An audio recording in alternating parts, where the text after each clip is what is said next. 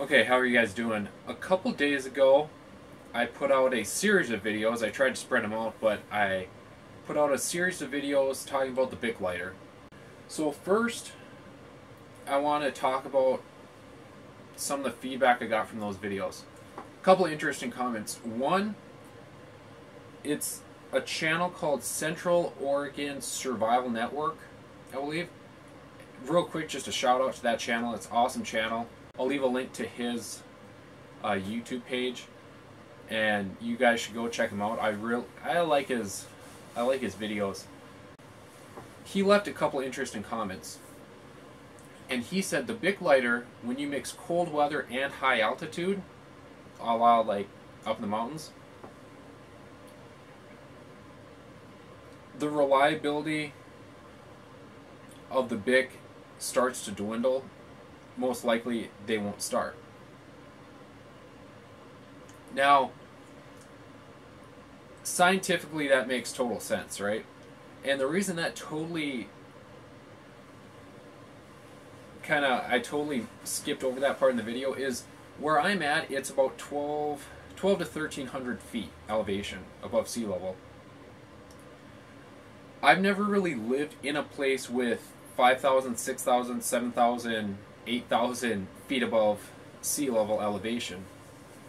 So that really doesn't apply to me. Now, I'm not saying it's not important. I'm just saying a large majority of the country is, let's say, below 2,000 to 3,000 feet of elevation. A large portion of people live in kind of a moderate, either coastal region or pretty close to sea level. So, and that's why I totally skipped it. I said that a lot of people packing the ferro rod in like survival kits and whatnot, if like they throw it in some survival pack, whatever, and keep it in their car or wherever they're going to have their survival kit, and they've never used one before, they're packing false confidence. Now, I'm not saying that anyone who packs a ferro rod is packing false confidence. I'm talking about the 95% of people who they're not using their gear quite a bit. So, you know, a lot of these people, like including myself, I'm using the different stuff quite a bit. So I'm used to the motions and all that stuff. But a large portion of people, they might only use it a couple times a year. So at that point, you run into problems with assuming that you can start a fire and whatnot just because you've seen videos of experienced people doing it on YouTube. But, you know, my recommendation, you don't even have to go out in the woods. Just, you know, you can practice in your backyard or something like that, just starting fires with a ferrocerium rod. And I replied to that comment, and I think the best way, I replied to that comment, and I said a ferro rod and a Bic lighter are kind of like a standard transmission car or a manual transmission car and an automatic transmission car. So the Bic lighter being the automatic transmission. They're both fine to use, and they both work just fine, and there's pros and cons to both. But if you hand the keys to anybody, say they've never driven a car before and you gave them just basic instructions, they're going to drive an automatic car way more comfortable, way easier. All they got to do is put it in drive, punch the gas, and they're off. It requires a little more skill. I'm not saying it's difficult to drive a manual car. It's pretty easy, but it does require more skill. More than, you know, so I just gave that illustration because, or that comparison, you know, because a manual transmission car, it's easy if you've, you know, done it and you kind of do it on a regular basis.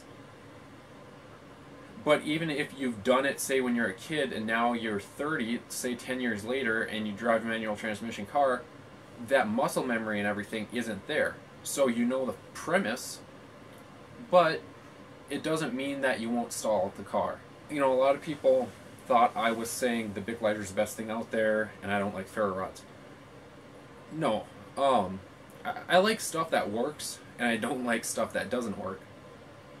So I like both of them, but a lot of people think the ferro rod is some gift from God. The ferro rod is actually a gift from Karl Auer von Wurzbach.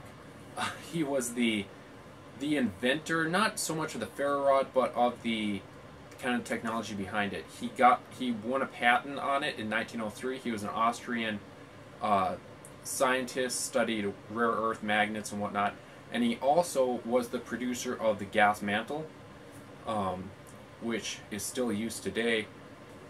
One of my biggest, I guess you could call it pet peeve, is these people equate a ferro rod with starting a fire with a flint and steel. You know, flint is a rock. I'm not going to get into science in this video, but you know, flint's a rock.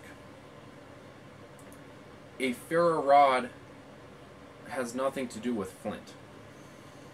It's like I said, the patent, the guy made it in 1903, so it's not like all that old, even the ferro rod. So all these people,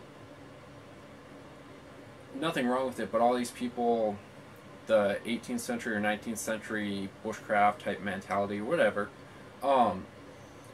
in reality, if you're talking about trying to reminisce or reenact like a trapper or whatever, say in the 1840s, 1860s, whatever time period, he won't have a ferro rod. So,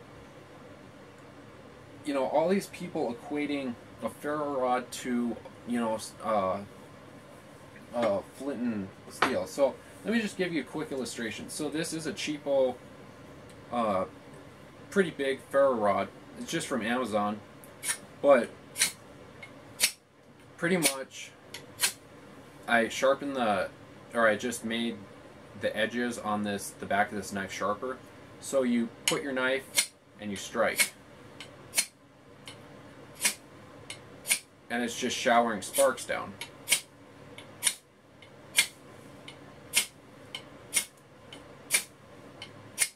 Okay, with that amount of sparks, it's easy to get a fire going. But this is where I draw the line. So this is a steel striker I made a long time ago. It's like, I didn't design it, it's super common. It's almost like a brass knuckle, but it's steel. And this is a piece of flint, and this is, people call this char cloth, but it's well, that's what it is. It's pretty much, you make it just like charcoal, but you're using cotton cloth instead of wood, or it's, you know, it's kind of like making coke, but you're not using coal. So this is like a traditional way, and I just want to illustrate this real quick. I'm not saying like this is how I start fires and whatnot. See how little sparks that produces? Pretty much what you want. I don't know. You can see that in camera. So I'm not going to start a fire, I mean, in a shed, but there's tons of heat coming off of this. You would just put this into like a dry stuff. I better put this out. Okay, so yeah, I didn't start a fire, but pretty much the char cloth just carries that ember, and actually once it gets going, it's pretty hard to put out. But if you saw that, you know, and I'm no expert, but it's, you just use a hard rock.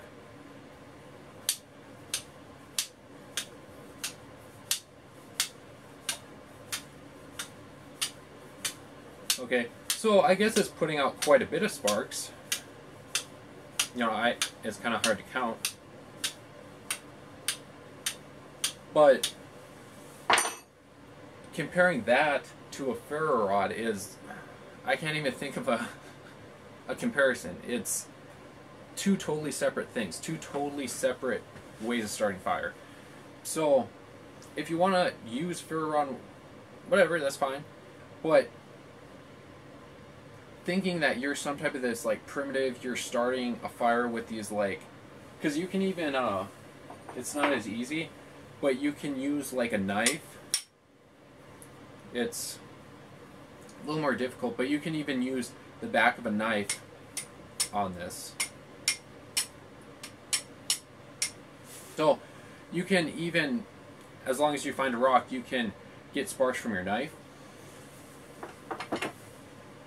But all kind of my pet peeve and where I draw the line is when people are like thinking there's some primitive like bush person, whatever you want to call yourself, because you can start a fire with a ferro rod.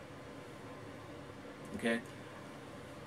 Like I said, the patent for the ferro rod was, well, not the ferro rod, but the flint striker was made in 1903 by the Austrian scientist. You know, so the ferro rods, maybe they were kind of started getting produced in 1910, 1916.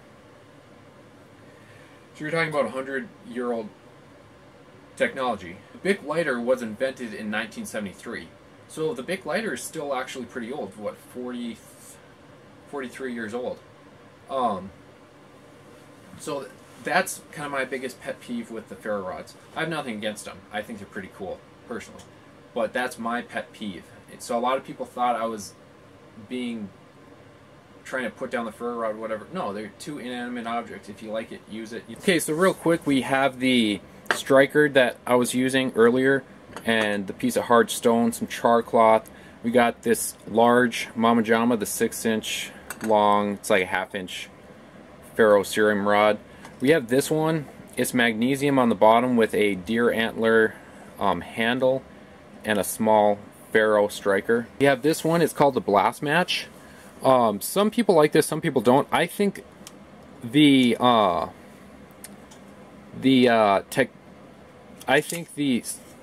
smarts or whatever behind it is kind of smart, but it's weak. I've broken one of these, and this, especially in cold weather, this whole latching mechanism here is the weak point. And it is kind of big, kind of bulky, but if you break your arm or whatever, you only have one to operate. Pretty much when you push this down, that's your striker. You can use a variety of like tinder, so you could use some of that char cloth. You could use some of that char cloth, and like this, for example. There, it's lit. You might not be able to see.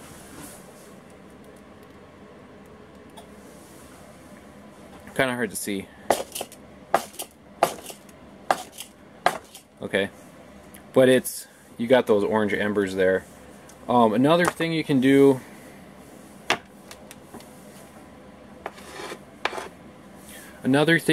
This is just fat wood that is shaved fat wood. Fat wood, you guys probably know, it's just resin impregnated wood. You can just put a little pile there. So you have your little pile of fat wood there. You can just set a piece of char cloth on top and give it a couple sparks. I don't know if you can see that embering.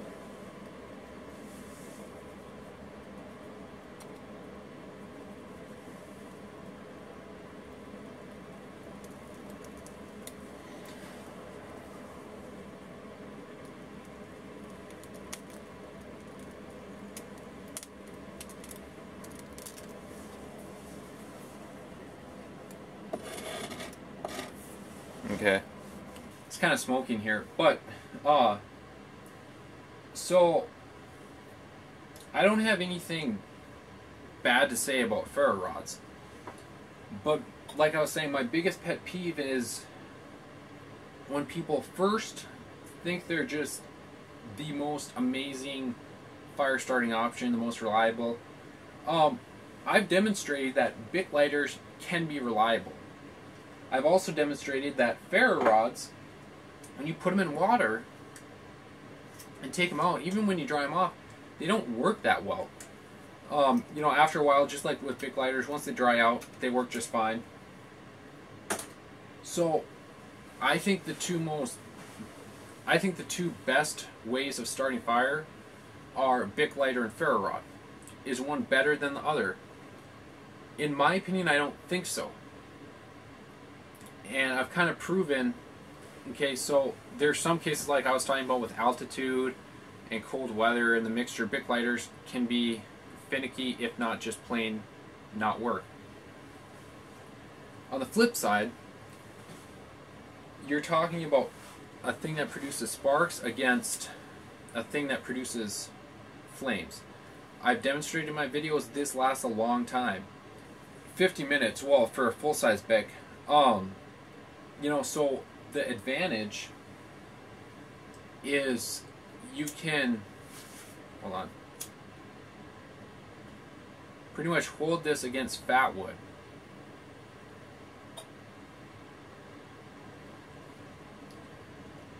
And use this and just put it down at the base of your fire.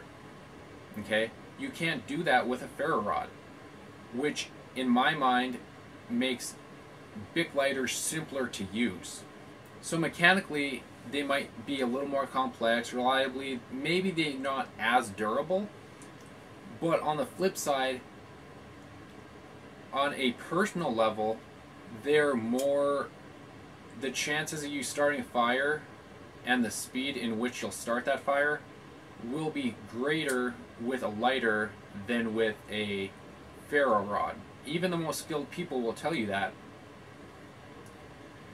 They'll use the ferro rods just because they want to, but if you're talking about a survival situation, you're cold, you're hypothermic, all these videos of people making these feather sticks and all this intricate fire building stuff, Bic lighter and a chunk of fat wood, put this straight in your fire, just this piece will burn for a long, long time. Okay? Now, I'm not even going to attempt to light this with a ferro rod because it won't work. Can you shave this down, then light the shavings? Yeah, that's one of the best ways to do it. But the ability, and I'm not talking Bic lighter, only Bic lighters, there's other really reliable, some butane torch type lighters that maybe are even better than Bics. I like Bics because they're common, they have a long reputation for reliability, they're compact, they're lightweight. Like I said, you can walk into any gas station that sells tobacco products and you can buy a lighter or 10. I still think the Bic is one of the best. Like I said, it's cheap, it's reliable, it's compact, it's common. Like I have that Kydex lighter holder, it's always with you. Don't have this as your only method. Maybe carry 2 of these and a ferroceram rod. But ferro rods don't have the ability to do this. So, like, yes, can you do this intricate fire lay and just shower it with sparks from a ferro rod? You can, but these people demonstrating that, they're not in these survival situations. They're not cold, their hands are not numb. I'm not saying I am. I'm in a freaking building right now, but it is pretty chilly in here. So my fingers aren't like, they don't have a lot of dexterity. They're pretty cold. And for me, it's easier to use one of these. So I wanted to put this video out. I don't have anything on an emotional level. I don't have anything against ferro rods, but I think people praise them a little too much. They're a cool way to start fire, but it goes back to that manual versus automatic transmission comparison I was making. Anyone who drives a manual car, they think they're better, but I mean, some people say they're more reliable, some people say they're easier to work on, all this stuff, but there's no beating, for somebody that's never driven before an automatic. They just jump in, take off. So that was my rant for today. Like I said, I don't have anything against either one. And I try and pack both. I think they're the 2 easiest and best ways to start fires. But I'm not saying one's better than the other. A lot of people, they say the ferro rod's better. I kind of beg to differ. So, all in all, I think ferro rods are great. Some people thought from those videos that I'm biased against ferro rods, or I like lighters more. I don't. I like them both. But it's a pet peeve of mine when people think that they're extra special because they can use a ferro rod to start a fire. It's just a fancy way, it's just a different way, but you know, and some people think it's cool. If you like this video, if you like this topic, make sure to give this video a big thumbs up. If you haven't already, click the red subscribe at the bottom of the video, and I'd love to hear your opinions, so leave your comment below, and we will see you on the next video.